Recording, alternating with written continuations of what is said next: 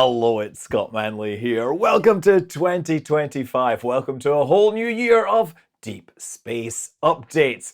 So, yes, we have to go back in time to the previous year, all the way back to December 17th, to talk about Falcon 9 launching out of Vandenberg, carrying 22 Starshield satellites as part of NROL 149. This is the sixth launch of the program so far into low Earth orbit. On the 17th of December, we also had a Falcon 9 carrying a pair of O3B M-Power satellites, number 7 and number 8, for the SES. Those are medium Earth orbit communications satellites used for like networking, internet. 18th of December, we had Kairos. Now, if you remember, this is a solid rocket that launches out of Japan, and its first launch was a spectacular failure seconds into flight. Well, this one flew well for a whole minute and a half before it began losing control and tumbling before it basically was destroyed. It's believed that this was a problem with the nozzle on the first stage. The attitude control system, lost it, and whole thing failed. It was carrying a spacecraft called Tatara 1 and a few other cube satellites, which are unfortunately more like flat satellites after hitting the ground. 19th of December, Series 1S, in a mission called Long. I don't know if that's an intentional thing, but yeah, it carries Tianqi 4 Internet of Things satellites, number 33 through 36, into low Earth orbit. This launched, as the other ones have, from barge. And I think Series 1S was the most prolific private launch vehicle in China last year. 20th of December, a Long March 3B/E launching an early warning satellite, the Tongxin Jishu Xi'an number 12, which is interesting because number 13 actually launched a few weeks ago. This is, again, it goes up to geostationary orbit, and it's presumably using sensors to scan for things like missile launches and other potential threats to China. 21st of December, Falcon 9 out of Vandenberg Space Force Base, carrying a rideshare mission, Bandwagon 2, a whole bunch of satellites into 45-degree mid-inclination orbit. Now, the biggest spacecraft on this, I believe, was a Korean synthetic aperture radar satellite called DAPA. It also included payloads from the likes of Think Orbital, ICI, Hawkeye, and also Croatia's first satellite, CroSat-1. 21st December, Rocket Lab going all the way up, carrying Synspective Strix 2 synthetic aperture radar satellite into sun-synchronous orbit. This is the sixth launch out of 16 which they are doing for Synspective. 23rd of December, Falcon 9, Starlink, 21 Starlink satellites out of Kennedy Space Center, Launch Complex 39A, Group 12-2. 25th of December, Christmas Day, yes, Soyuz 2.1B carrying the Resource P number 5. That is an Earth observation satellite going into sun-synchronous orbit. And this, according to Wikipedia, is the 2000th launch of an R7 launch vehicle, which in the previous episode, I will point out that I read similarly off Wikipedia that it was the 1000th launch, and that was actually specifically the 1000th launch out of Plesetsk. Nevertheless, Soyuz really, has quite a long history.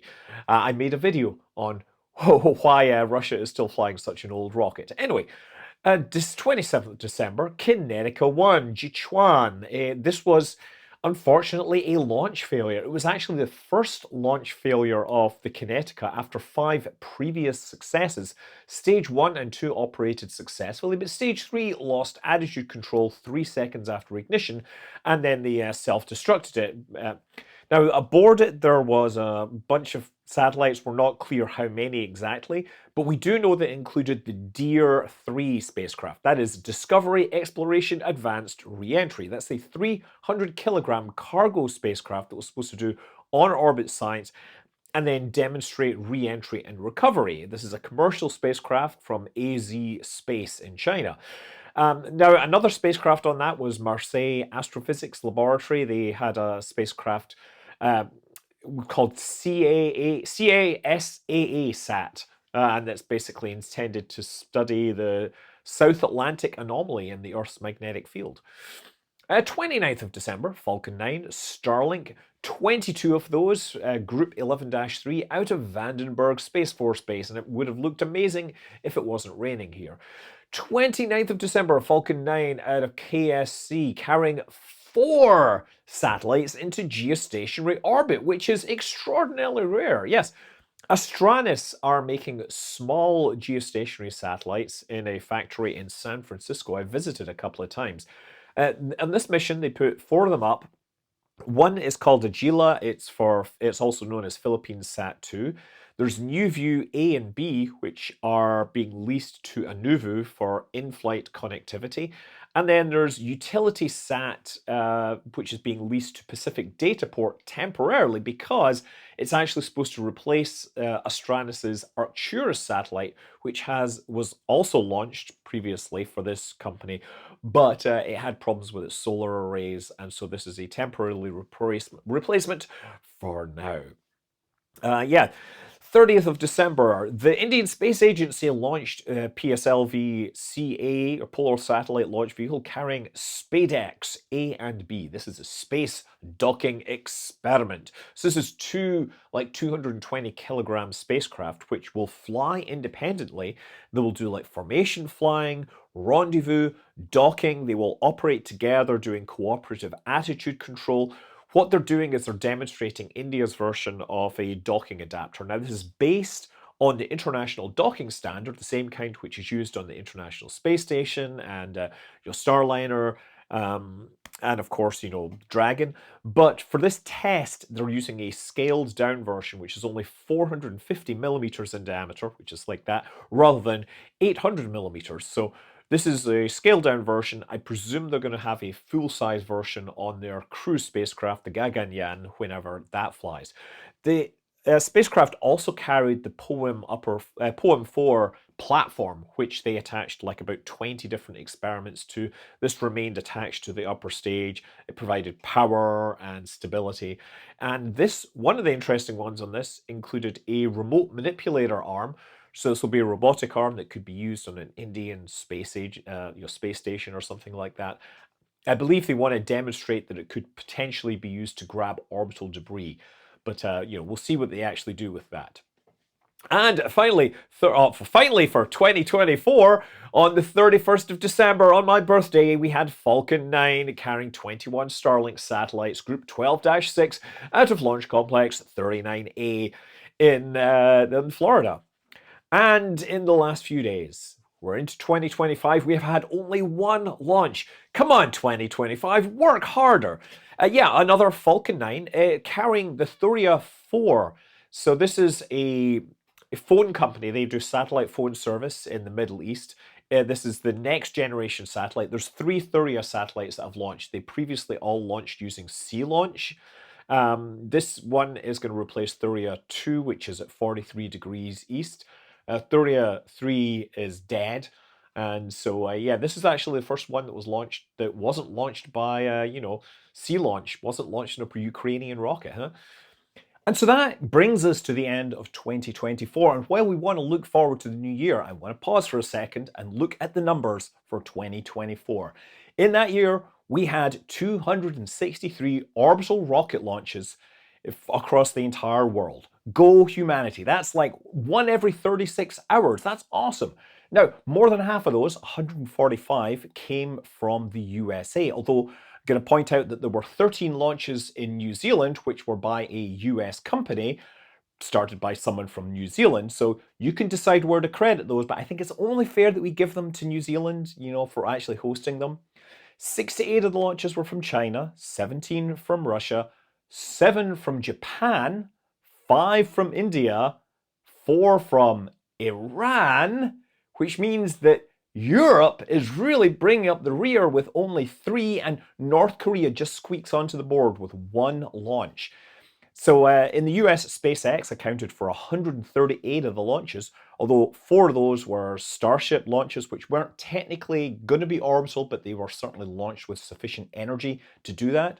Rocket Lab, well, they had 14 launches, although again, most of those were from New Zealand. You might also want to credit them an extra launch for a HASTE test, which was a hypersonic test out of the US. meaning that they flew an orbit-capable rocket one extra time. ULA flew 5 times, including the very last Delta IV. Firefly was the only other US launch provider to get a rocket launch in last year with a single launch. SpaceX, of course, would lead the world in terms of mass to orbit, with almost 1,500 tons placed in orbit. Vastly more than anyone else, any nation in the entire chart. It's insane. This is what regular launch cadence of into low Earth orbit gets you.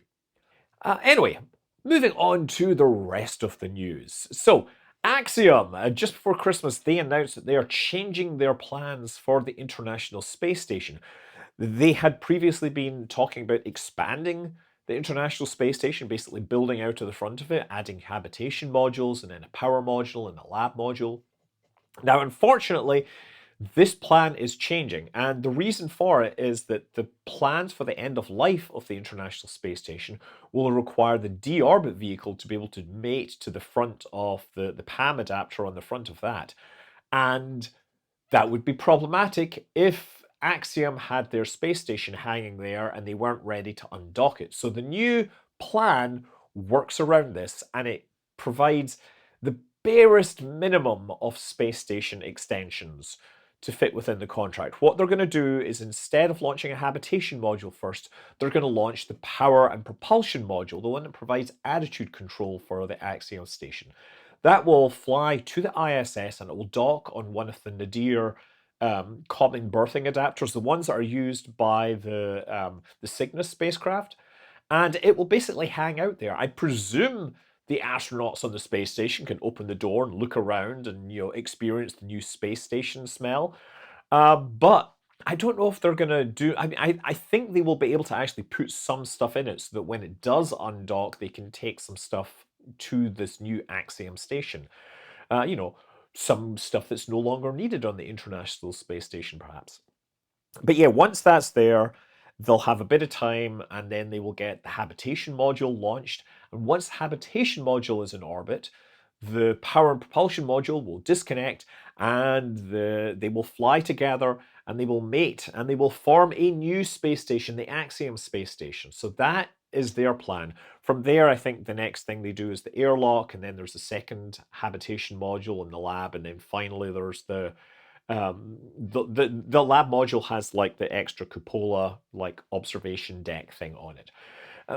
It's also interesting, Axiom. Well, so Axiom, by the way, they are prepping for their AX4 private space mission, and it sounds like they're going to have a little bit of competition on this front, because in the last couple of weeks, Vast has announced that they've reached an agreement with SpaceX to do private, astronaut launches using the Falcon 9 and Dragon to the International Space Station. And that is interesting because NASA basically has a limited number of slots, and now Axiom and Vast will be competing for those slots. So there may be vast missions to the space station, maybe, if NASA approves. I'm sure they'll just split it down the middle and the number of opportunities will be shared. Anyway, in the next few weeks, hopefully, before the end of the month, I would hope, we're going to see a Falcon 9 carrying iSpace's lunar lander to the moon. And we just found out that it will also be carrying Firefly's Blue Ghost lander to the moon. And you might think, oh, that's great. They're all both going to fly off to the moon together. They're going to fly out there and they're going to have a big road trip to the moon together, share all some cool stories. No, this is this is totally different to what I expected. What's going to happen is they're going to get into orbit. They're going to drop Blue Ghost into low Earth orbit, and then iSpace, the second stage of this Falcon 9, will then carry the iSpace spacecraft off towards the Lagrange point, where it will do one of these low energy ballistic capture trajectories to the moon that will take a month and a half. Meanwhile, Firefly's Blue Ghost, sitting in low Earth orbit, will check out its instruments, make sure it's ready to go, and then it will light up its own engines after a few weeks and go to the moon in 4 days. So it's fascinating that these two spacecraft are sharing the same launch vehicle and yet using two totally separate trajectories to get to the moon. So Blue Ghost is going to carry, obviously iSpace, they're carrying a bunch of stuff for Japanese suppliers or companies. There's like a small rover, for example, that's going to go on there. Blue Ghost is the Eclipse mission, and it's carrying a bunch of NASA science experiments, things like a test to see whether you can actually use GPS as a location system on the moon. Obviously, you would need much more specialized hardware because of the weaker signals, but it's possible. NASA, by the way, they also announced just before Christmas that Firefly has been giving a third Eclipse payload contract. They're going to carry a lander to the Gruithuisen Domes region in the near side of the moon. That'll be like $180 million for Firefly to deliver another payload to the surface of the moon. So yeah. And so a few days before Christmas, somebody had clearly been naughty because Santa Claus delivered some coal to low Earth orbit in the form of more orbital debris. An old military satellite, Defense Meteorological Satellite Program number F14, broke up into at least 50 pieces, tracked by both Slingshot and LEO Labs. And so, yeah, this is a low energy breakup. Apparently, this is not the first satellite in this program to have broken up. F12 broke up in 2016 and F13 broke up in 2015. These were supposed to have been passivated, but apparently not passivated enough. This is a 27-year-old 250 kilogram spacecraft, which was primarily used by the Department of Defense for military weather predictions. Parker Solar Probe, Christmas Eve, and we now know that it survived. It was nice and warm. It was super fast. We know that it functioned correctly, but we do not have any of the science data yet because it's going to have to get further out. Right now, it's just trying to hunker down and chill out as it gets a bit further away from the sun so that it can get into a position that it can send the data back. And I look forward to that. Towards the end of the year, I had been hoping that maybe, just maybe, Blue Origin would make a launch of New Glenn in 2024. Well, obviously by now you know that it didn't happen, but at one point there was a potential for December 31st, which would have been amazing, but no, it didn't. They did get around to doing a 24-second hot fire test of the booster, all 7 engines, 13 seconds at full power, and this was after multiple last-second aborts during the run-up, during the dress rehearsal running to it. So at this point, it does look like they're planning to launch a few days from now, on the 8th. It's going to happen around 11 p.m. So yeah, looking forward to that. We'll definitely talk about that in a minute. Also, Blue Origin put out like this cool promo video. There's some new bits and pieces in that. I was pausing it here and there to get a look at a few bits and pieces. And I will have to do a video on New Glenn and explain why it's still relevant. In Kenya, just before the new year, there was a report of a substantial piece of space debris that was recovered. And we have been discussing this, and we are not sure for sure where it came from. So this is reported as a 2.5 meter metal ring, and it's got a ton of bolts around the outside. I initially thought, when I looked at it, I was like, that looks like a slew ring from like some industrial construction equipment. When it got a little closer, it was very obvious that these were flanges that were cut out so you could get access to bolts. The problem is we don't know what spacecraft, what rocket it came from. There was an Indian launch that happened just slightly after and wouldn't have put the stuff in the right place. We couldn't find anything that deorbited in the schedule, but it sounds like, based on review of data, Jonathan McDowell, who is the space cop, right? He is the space police. He thinks that it may be the upper part of a SILDA payload adapter from Ariane 5 flight 541, sorry, right? So this launched 2 satellites, Protostar 1 and Badr 6. And the thing about the Ariane 5 was that it was super capable. It could launch some really big satellites, but nobody needed to launch satellites that big. So they would put 2 satellites, one on top of the other. And it looks like it's the payload adapter that carries the top satellite. That's what this thing looks like. We're not 100% sure. But anyway, that's the best bet. But yeah, that gets us to the end of the year. And while there were no doubt people celebrating at SpaceX over these great numbers, yeah, well, New Year was a lot less happy for people that were relying on OneWeb internet because they had a 36-hour outage for their satellite internet service because the software didn't understand that 2024 was a leap year. I mean, to be fair, leap years have only been a thing since what, Julius Caesar. So, it's understandable they might not be keeping up with current events. I presume that they will fix this going forward. But yeah, OneWeb is one of these things. I didn't really hear anyone complaining that their OneWeb connection is down because most of their customers are sort of more like corporate entities and things like that. Starlink, on the other hand, I can go down the local Target store and pick one up. I might actually do that and put it on my plane. Who knows? And with that, we can start to look forwards to SpaceX Super Heavy flight number 7. We got an awesome highlight reel of flight number 6. I assure you I've already dug through that, paused it, looked at all the photos, admired the remains of Starship just floating in the middle of the ocean. But they've laid out the plans for flight number 7, which should be next week, a couple of days after Blue Origin's New Glenn. So this will still be a Block 1 booster, right? Because they haven't upgraded that. It's still using Raptor 2s, but they are apparently reusing one engine that was recovered from flight number 5. This will be engine number 314. Yes, the one with a slice of pie on the side. So that's coming up again. The Starship will, of course, be an upgraded one. It'll be V2 with bigger tanks, smaller cargo area. It's going to have the fins moved backwards, hopefully to reduce the problem with heat penetrating through that hinge.